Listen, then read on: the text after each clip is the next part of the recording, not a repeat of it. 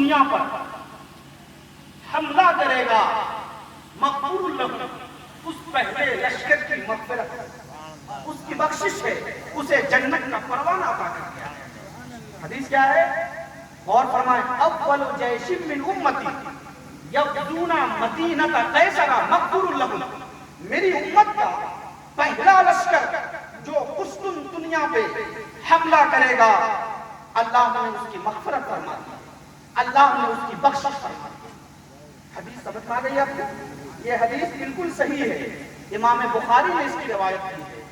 اب اس حدیث سے ہمارے کم پڑھے لکھے نوجوانوں کو وہ یزیدی جو یزید کو حق ثابت کرنا چاہتے ہیں، وہ یہ گمراہ کرتے ہیں کہ وہ قسطنطنیہ پہ جو حملہ ہوا تھا، اس حملے میں یزید شامل تھا، اور اس حملے میں جو بھی شامل تھا اس کے لیے اللہ کے رسول نے خوشخبری دی ہے کہ اس کی مغفرت کر دی گئی ہے، اس کی بخشش کر دی گئی ہے، اور جس کی مغفرت ہو جائے، جس کی بخشش ہو جائے، وہ جنتی ہو جاتا ہے۔ اور اس لشکر میں یزید شامل تھا، پتہ یہ چلا یزید بھی جنتی ہے۔ معاذ اللہ، وہ گمراہ کر رہے ہیں کہ نہیں؟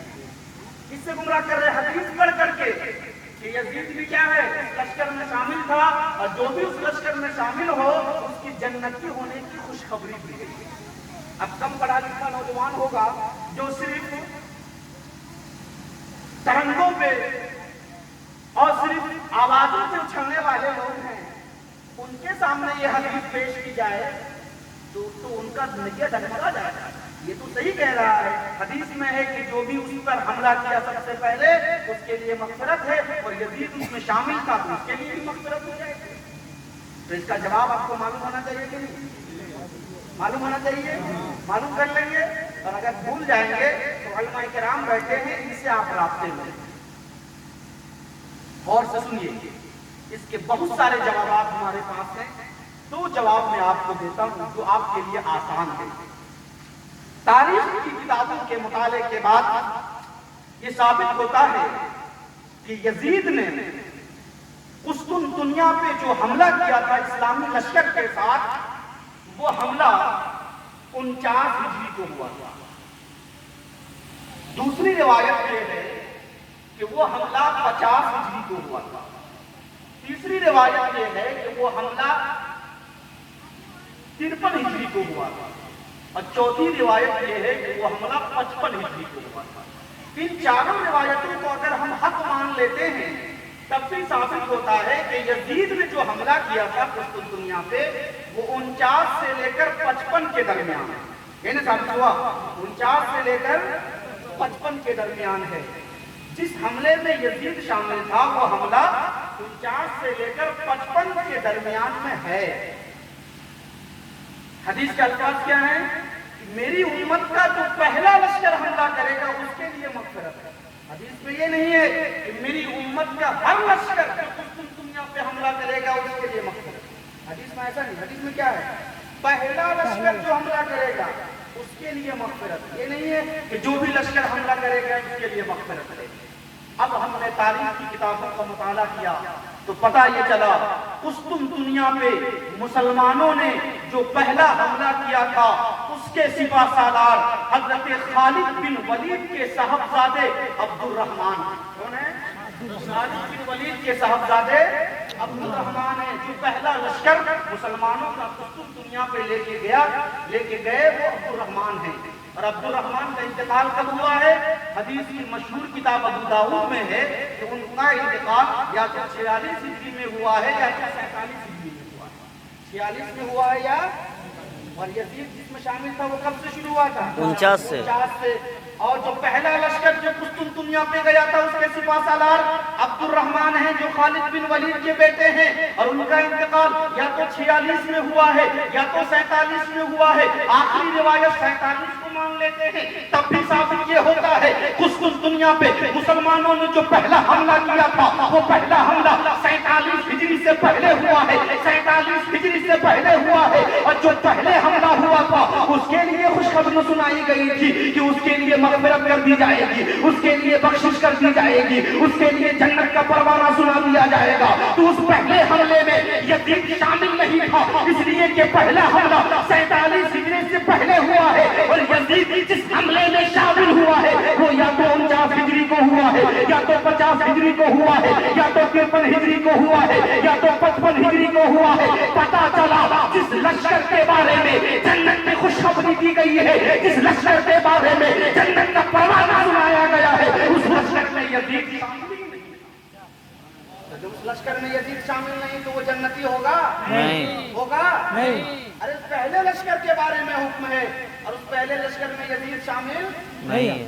ارے تمام روایتوں کو آپ سامنے رکھ لیجئے اور ایک جواب لے لیجئے اگر آپ کو یاد نہ ہو کہ یہ ہم نے مان لیا کہ اس لشکر میں یزید شامل تھا جس لشکر کے بارے میں اللہ کے رسول نے خوشخبری دیا کہ جو بھی اس میں شامل ہوگا اس کی مغفرت ہو جائے گی. ہم نے مان لیا تب بھی وہ جنتی نہیں. تو بولیے جب بھی وہ جنتی نہیں. اب آپ کہیں گے کیسی بات کر رہے ہیں حضرت, ابھی آپ نے حدیث سنایا کہ اللہ کے رسول نے ارشاد فرمایا ہے کہ جو بھی پہلے لشکر میں اس پہلے لشکر میں جو قسطنطنیہ پہ ہوا تھا شامل ہو گیا اس کی مغفرت کر دی گئی, اس کی بخشش کر دی گئی, اور جس کی مغفرت کر دی جائے اس کی بخشش کر دی جائے اسے جنت میں جانے سے کوئی نہیں روک سکتا, وہ جنت میں چلا جائے گا. اور ابھی آپ کہہ رہے ہیں ہم نے مان لیا اس لشکر میں یزید شامل تھا پھر بھی وہ جنتی نہیں ہے. بات سمجھ میں نہیں آتی, ذرا توجہ کیجئے, ذہن و فکر کو قریب کریے اور میری باتوں کو سنیے. حدیث پاک میں ہے ما من مسلمین یلتقیان فیتصافحان الا غفر لهما قبل ان يتفرقا. حدیث کا مفہوم یہ ہے, پیارے رسول ارشاد فرماتے ہیں جب دو مسلمان آپس میں ملتے ہیں, ایک دوسرے سے مصافحہ کرتے ہیں, ایک دوسرے کو سلام کرتے ہیں, تو ان کے جدا ہونے سے پہلے ان دونوں کی مغفرت کر دی جاتی ہے. جب دو مسلمان آپس میں ملیں, مصافحہ کریں, ایک دوسرے کو سلام کریں, حدیث کا لفظ ہے الا غفر لهما قبل ان يتفرقا, تو وہ دونوں ابھی جدا بھی نہیں ہوتے کہ ان دونوں کی بخشش کر دی جاتی ہے. اب دو نوجوان آپس میں مل گئے, نماز نہیں پڑھ رہے ہیں یا نماز پہلے پڑھتے تھے, آپس میں مصافحہ کیا, سلام کیا, معانقہ کیا, حدیث کی روشنی میں ان کی بخشش ہو گئی کہ نہیں؟ بخشش ہوئی نا. حدیث میں ہے کہ جب دو مسلمان ملتے ہیں آپس میں مصافحہ کرتے ہیں تو ان کی جدائیگی سے پہلے ان کی بخشش. اب دو مسلمان مل گئے تو آپ لوگوں کے لیے اچھا آفر ہو جائے گا, آپس میں مصافحہ کر لیا, بخشش ہو گئی, اب نماز نہیں پڑھیں گے تب بھی جنت میں چلے جائیں گے, روزہ نہیں رکھیں گے تب بھی جنت میں چلے جائیں گے, زکات و فطرہ نہیں ادا کریں گے تب بھی جنت میں چلے جائیں گے. حدیث میں تو یہ ہے کہ جب دو مسلمان آپس میں ملتے ہیں, مصافحہ کر لیتے ہیں, تو جدا ہونے سے پہلے ان کی بخشش کر دی جاتی ہے. اب بخشش کر دی گئی, اب شراب پیے تب بھی جنتی, اب جوا کھیلے تب بھی جنتی, محرمات کو حلال کر دے تب بھی جنتی, خانہ کعبہ کے خلاف کو جلا دے تب بھی جنتی, مدینہ منورہ پہ حملہ کرے تب بھی جنتی. آپ کا جواب ہوگا ایسا نہیں ہو سکتا ہے, بلکہ جنتی ہونے کے لیے ضروری ہوگا کہ وہ خانہ کعبہ کی بھی عزت کرے, وہ مدینہ منورہ کی بھی عزت کرے, وہ نمازوں کی بھی پابندی کرے, وہ روزوں کی بھی پابندی کرے. پتا چلا کہ اگر یزید اس لشکر میں شامل بھی تھا تو شامل ہونے کے وقت اس کی مغفرت تو کر دی گئی تھی, مگر جب اس نے نمازوں کی پابندی کرنا چھوڑ دیا ہے, جب اس نے امام حسین کو اور ان کے جانشینان کو شہید کر دیا ہے, تو اس کی مغفرت کا پروانہ رد کر دیا گیا اور اس کا نام جنتیوں سے کاٹ کر کے جنت. یہ جواب آپ کے لیے آسان ہے کہ نہیں؟ بہت سارے حدیث سے اللہ کے رسول نے فرمایا کہ جو روزہ دار کو افطار کرائے اس کی بخشش کر دیا. پورا مہینہ روزہ نہیں رکھے, ایک روزہ دار کی افطار کرا دے, بولے بخشش ہو گئی ہماری. ارے بخشش تو آپ کی ہو جائے گی مگر پروانہ بچا پائیے گا تب تو. بات سمجھ میں آ گئی؟ درود پاک پڑھیے اللہم صلی اللہم صلی اللہ علیہ وسلم نبی محمد صلی اللہ علیہ وسلم.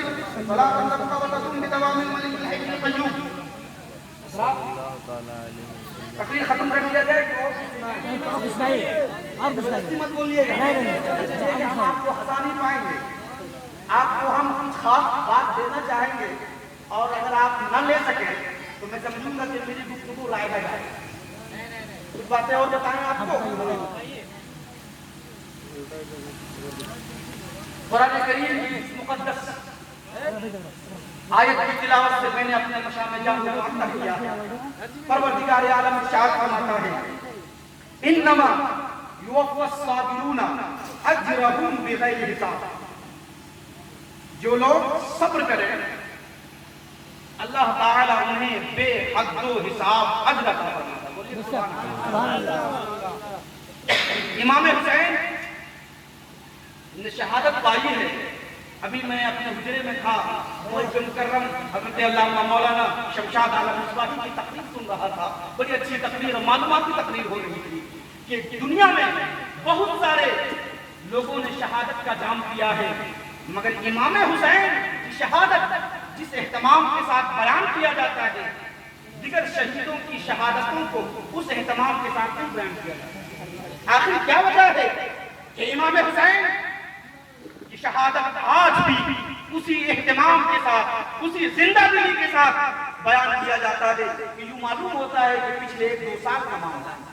آئیے قرآن کریم سے اسے سمجھنے کی کوشش کریں. قرآن کریم میں اللہ رب العزت نے ارشاد فرمایا یا ایھا الذین آمنوا استعینوا بالصبر والصلاۃ ان اللہ مع الصابرین. اے ایمان والو مدد طلب کرو نماز سے اور صبر سے.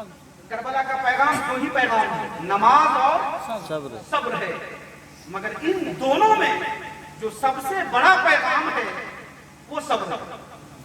دونوں میں جو سب سے بڑا پیغام ہو کیا ہے؟ صبر ہے. قرآن کریم کے بیان کرنے کا انداز بھی تو سنیے. علماء کرام کی توجہ چاہوں گا. قرآن میں 2 چیزوں کا حکم دیا گیا. اے ایمان والو مدد طلب کرو نماز سے اور صبر سے. تو آیت کا تقاضا یہ تھا کہ بات میں یہ ہونا چاہیے ان اللہ مع المصلین والصابرین. بے شک اللہ تعالیٰ نمازیوں کے ساتھ ہے اور صبر کرنے والوں کے. 2 چیزوں کا حکم دیا گیا. اے ایمان والو نماز سے مدد طلب کرو اور صبر سے مدد طلب کرو. تو ہونا یہ چاہیے بے شک اللہ کی مدد نمازیوں کے ساتھ ہے اور صبر کرنے والوں کے ساتھ ہے. مگر اللہ فرماتا ہے اللہ کی مدد صبر کرنے والوں کے ساتھ. اللہ کی مدد صبر کرنے والوں کے ساتھ ہے. اور دوسرے مقام پہ اللہ ارشاد فرماتا ہے انما یوفی الصابرون اجرهم بغیر حساب. جو لوگ صبر کرتے ہیں اللہ انہیں بے حد و حساب اجر عطا فرماتا ہے. عزیزان گرامی اوقات انہی دونوں باتوں کو آپ اپنے ذہن و فکر میں رکھیے. اب 5 سے 7 منٹ کے اندر میری تقریر ختم ہو جائے گی. قرآن کریم میں آپ مطالعہ کریے, حدیث پاک میں آپ مطالعہ کریے. نماز پڑھیں گے آپ کو ثواب ملے گا مگر بے حد و حساب ثواب ملے گا. ایسا میں نے کہیں نہیں پڑھا. روزہ رکھیں گے ثواب ملے گا مگر بے حد و حساب ثواب ملے گا. ایسا میں نے کہیں نہیں پڑھا. زکات دیں گے ثواب ملے گا مگر ایک خاص مقدار ہے. صدقہ کریں گے ثواب ملے گا مگر ایک خاص کوانٹیٹی ہے. جلسہ کریں گے ثواب ملے گا مگر بے حد و حساب ثواب ملے, ایسا کہیں میں نہیں پڑھا. مگر صبر اللہ کی وہ عظیم نعمت ہے جس کے بارے میں رب ارشاد فرماتا ہے انما یوفی الصابرون اجرهم بغیر حساب. جو لوگ صبر کرتے ہیں اللہ انہیں بے حد و حساب اجر عطا فرماتا ہے. ان کے اجر کا کوئی انتہا نہیں ہے, ان کے اجر کی کوئی مقدار نہیں ہے, ان کے اجر کی کوئی کوانٹیٹی نہیں ہے. عزیزان گرامی وقار یہی وجہ ہے کہ جب ہم نے تاریخ کربلا کو اپنی نگاہوں کے سامنے رکھا تو دیکھا کہ نماز تو دونوں طرف پڑھی جا رہی تھی. یزیدیوں کے خیمے میں بھی نماز پڑھی جا رہی تھی, حسینیوں کے خیمے میں بھی نماز پڑھی جا رہی تھی, یزیدیوں کے خیمے میں بھی قرآن کی تلاوتیں ہو رہی تھی, حسینیوں کے خیمے میں بھی قرآن کی تلاوتیں ہو رہی تھی, یزیدیوں کے خیمے میں بھی تسبیح و تحلیل کی صدائیں بلند ہو رہی تھی, حسینیوں کے خیمے میں بھی تسبیح و تحلیل کی صدائیں بلند ہو رہی تھی. فرق کیا ہے آپ پوچھنا چاہیں گے. یزیدی بھی نماز پڑھ رہے تھے, حسینی بھی نماز پڑھ رہے تھے, یزیدیوں کی طرف بھی قرآن کی تلاوتیں ہو رہی تھی, ادھر بھی کلمہ پڑھنے والے تھے, ادھر بھی کلمہ پڑھنے والے تھے. مگر فرق کیا ہے؟ فرق یہ ہے یزید نماز تو پڑھ رہے تھے مگر صبر نہیں کر رہے تھے. یزید تسبیح و تحلیل تو کر رہے تھے مگر صبر نہیں کر رہے تھے. یزید قرآن کی تلاوتیں تو کر رہے تھے مگر صبر نہیں کر رہے تھے, بلکہ نمازوں کے ساتھ ساتھ وہ علی اصغر کے حلقوں پہ تیر بھی برسا رہے تھے. نماز تو پڑھ رہے تھے, علی اکبر کی جوانی پہ گھوڑے بھی دوڑا رہے تھے, نماز تو پڑھ رہے تھے مگر عباس علمبردار کے بازو بھی کاٹ رہے تھے, نماز تو بھی پڑھ رہے تھے مگر حب و محبت کو پیاس کی شدت سے تڑپا رہے تھے, نماز بھی پڑھ رہے تھے مگر زینب کی چادر تکبیر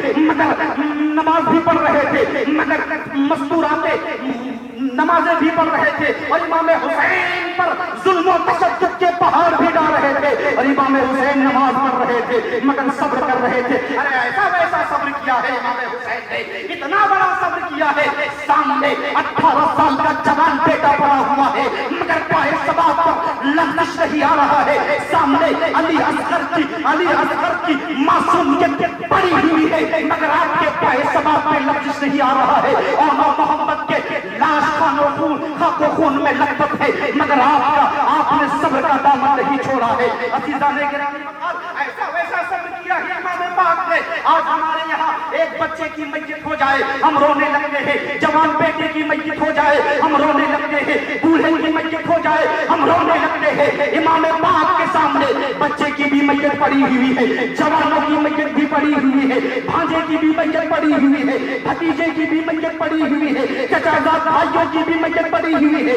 اپنے بھائیوں کی بھی میت پڑی ہوئی ہے، دوستوں احباب کی بھی میت پڑی ہوئی ہے مگر صبر کیا ہے، اور صبر جو کرتا ہے اللہ ارشاد فرماتا ہے انما یوفی الصابرون اجرهم بغیر حساب، جو صبر کرتے ہیں اللہ انہیں بے حد و حساب اجر عطا فرماتا ہے۔ اللہ نے امام حسین کو کتنا بڑا اجر عطا فرمایا ہے کہ وہ یزیدی جنہوں نے اپنی گردن کو بچا لیا وہ کائنات سے مٹ گئے، اور جن حسینیوں نے اپنی گردن کو کٹایا وہ کٹ کے بھی بن گئے۔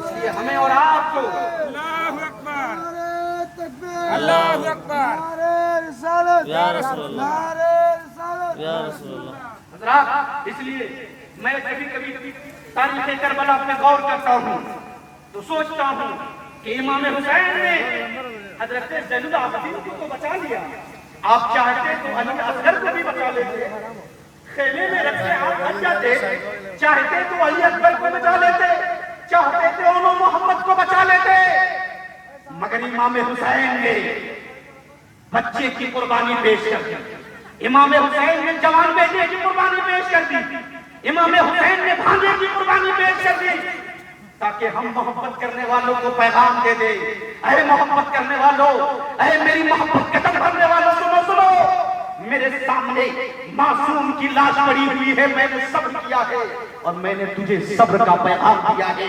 تمہارے یہاں بھی بچے کی میت ہو جائے صبر کرنا اور نماز مت کرنا۔ اب میں نے 18 سال کے جوان بیٹے کی قربانی پیش کر دی ہے تاکہ تجھے پیغام محبت مل جائے۔ تمہارے یہاں بھی جوان کی میت ہو جائے صبر کرنا، نماز مت کرنا۔ میں نے اپنے بھانجوں کی قربانی پیش کر دی ہے تاکہ تمہیں پیغام مل جائے۔ تمہارے بھانجے کی بھی میت ہو جائے صبر سے کام لینا، نماز سے ترک نہ کرنا۔ عزیزان گرامی وقار، امام حسین نے کربلا میں یہی پیغام دیا ہے، مصیبتیں چاہے جتنی آ جائے صبر کرنا، نمازوں کو نہ چھوڑنا۔ آپ نے دیکھا نہیں ہے امام حسین کے سامنے مصیبتوں پہ مصیبتیں ڈھائی جا رہی ہے مگر امام پاک نے ایک بھی سجدے کو قضا نہیں کیا ہے۔ اگر ہم امام پاک سے سچی محبت کرتے ہیں تو ان کی محبت کا تقاضا یہی ہے ہمارے سجدے بھی قضا نہیں ہونی چاہیے، ہماری نمازیں بھی قضا نہیں ہونی چاہیے۔ امام پاک نے اپنی آخری سانس تک اپنے سر نیاز کو رب کی بارگاہ میں جھکا دیا ہے۔ امام پاک نے جب سجدہ کیا ہے تو سجدہ کرتے ہوئے آپ کو آسمان نے بھی دیکھا ہے، زمین نے بھی دیکھا ہے، شجر و حجر نے بھی دیکھا ہے، بحر و بر نے بھی دیکھا ہے، خشک و تر نے بھی دیکھا ہے، کائنات کی تمام چیزوں نے دیکھا ہے مگر سر کو سجدے سے اٹھاتے ہوئے نہ چاند نے دیکھا ہے، نہ سورج نے دیکھا ہے، نہ آسمان نے دیکھا ہے، نہ زمین میں دیکھا ہے۔ گویا کہ میرا امام آج بھی اپنے سر کو سجدے میں رکھتے ہوئے اپنے چاہنے والوں کو پیغام دے رہے ہیں۔ اے لوگوں، اگر تم مجھ سے سچی محبت کرتے ہو تو میرا پیغام یہی ہے، رب کی بارگاہ میں سر کو جھکا لو، رب کی بارگاہ میں سر کو جھکا لو، مسجدوں کو آباد کر لو۔ اگر تم نے مسجدیں آباد کر لی، تم نے صبر کا دامن تھام لیا تو یہی ہماری سچی محبت ہے، اور یہی محبت تمہیں دنیا میں بھی فائز المرام کرے گی اور آخرت میں بھی۔ سبحان اللہ، سبحان اللہ۔ یہ اگر ہم امام پاک سے محبت کرتے ہیں تو صرف جلسے تو کرانا ہی ہے، جلوس تو کرانا ہی ہے، سبیلے تو لگانا ہی ہے، مگر امام کا جو اصل پیغام ہے وہ پیغام یہ ہے کہ ہم مسجدوں کو آباد کریں، ہم سب سے کام لیں، اس لیے کہ یہ دونوں حکم ہے، نمازیں بھی پڑھنا ہے۔ اور بولو ایک پیغام اور دینا چاہتا ہوں، اگر آپ کی اجازت آج ہمارے گاؤں میں ہمارے محلے میں بہت چودھری پیدا ہو گئے ہیں، نمازیں تو پڑھتے ہیں مگر کسی کی زمین ہڑپ رہے ہیں، پیسے کے بل بوتے پر، طاقت کے بل بوتے پر غریبوں کو کچل رہے ہیں۔ اے لوگوں، وہ نمازیں جس نمازوں میں صبر نہ ہو بلکہ غریبوں پہ ظلم ڈھایا جائے، لوگوں کا پانی بند کیا جائے، لوگوں کا کھانا بند کیا جائے، لوگوں کا دانا بند کیا جائے، لوگوں کا راستہ بند کیا جائے، ایسے نماز تو یزیدیوں کے نماز ہے، حسینیوں کے نماز تو وہ نماز ہے جس نماز میں صبر ہو، جس نماز میں شکر ہو، جس نماز میں رب کی رضا شامل ہو، وہ نماز حسینیوں کی نماز ہے، اور وہی نماز دنیا اور آخرت میں کامیاب ہے۔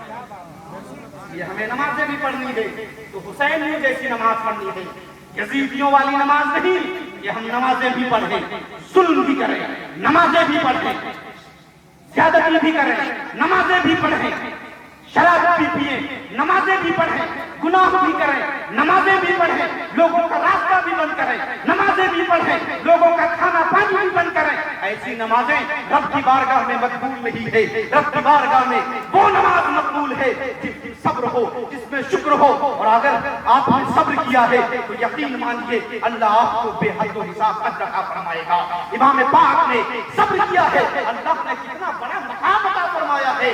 امام پاک نے اپنی گردن کٹا دیا ہے، کنبہ کا کنبہ لٹا دیا ہے، مگر امام آج بھی زندہ ہے، امام آج بھی زندہ ہے، اور یزید بچ گئی، بچ کر کے بھی وہ مٹ گئی، مگر میرا حسین زندہ ہے، میرا حسین زندہ ہے، اور ایسا ویسا زندہ ہے، ارے میرا حسین زندہ ہے۔ مقررین کی تقریر میں حسین زندہ ہے، مدرس کی تقریر میں حسین زندہ ہے، خطیب کی خطابت میں حسین زندہ ہے، قرآن کے پاروں میں حسین زندہ ہے، حدیث کے اوراق میں حسین زندہ ہے، تاریخ کے صفحات میں حسین زندہ ہے، مومنوں کے دلوں میں حسین زندہ ہے، ہماری فکر و نظر میں حسین زندہ ہے، ہماری تحریک میں حسین زندہ ہے، ہماری تنظیم میں حسین زندہ ہے، ہمارے مدارس میں حسین زندہ ہے، ہماری خانقاہوں میں حسین زندہ ہے، ہماری خانقاہوں میں حسین زندہ ہے، ہم سب کے دلوں میں حسین زندہ ہے، ہم سب کے قلب و نظر میں تو ہم زندہ حسین کو ماننے والے ہیں، تو ہمیں ماتم نہیں کرنا ہے، ہمیں سوگ بھی منانا ہے،